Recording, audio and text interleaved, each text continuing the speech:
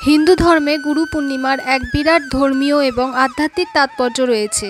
গুরু পূর্ণিমা কেবল হিন্দুদের কাছেই নয়, বৌদ্ধ এবং জৈনদের কাছেও তাৎপর্যপূর্ণ।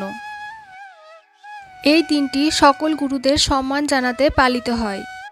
আজকের পর্বে আলোচ্য বিষয় 2025 সালের গুরু পূর্ণিমা কবে পড়েছে এবং গুরু পূর্ণিমার পূর্ণাঙ্গ সময়সূচি, গঙ্গা স্নান, দান এবং সত্যনারায়ণ পুজোর শুভ সময়, গুরুর কাছে আশীর্বাদ নেওয়ার শুভ সময় এবং গুরু পূর্ণিমার আচার অনুষ্ঠান।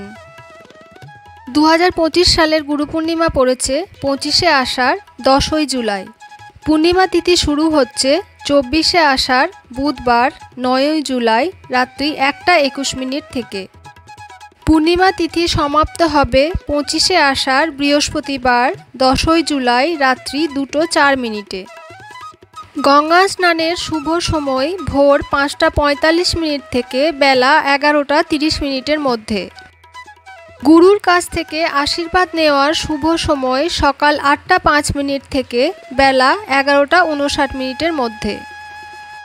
সত্যনারায়ণ পুজোর শুভ সময় সকাল 6:23 থেকে রাত্রি 7:59 মধ্যে। এবার আসি গুরু পূর্ণিমার দিন কি কি আচার অনুষ্ঠান পালন করতে হয়। প্রথমেই খুব ভোরে ঘুম থেকে উঠে বাবা মা এবং বড় ভাই বোনদের পা ছুঁয়ে আশীর্বাদ প্রার্থনা করতে হয়। এরপর স্নান করার পরে সূর্যদেবের কাছে প্রার্থনা করতে হবে। এরপর জ্ঞান এবং সম্পদের দেবতা গণেশের প্রতি শ্রদ্ধা জানাতে হবে।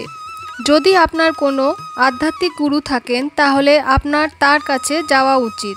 গুরু পূর্ণিমার এই শুভ দিনে ব্রাহ্মণ এবং গুরুদের পোশাক, জুতো, ফল এবং দক্ষিণা অর্পণ করুন।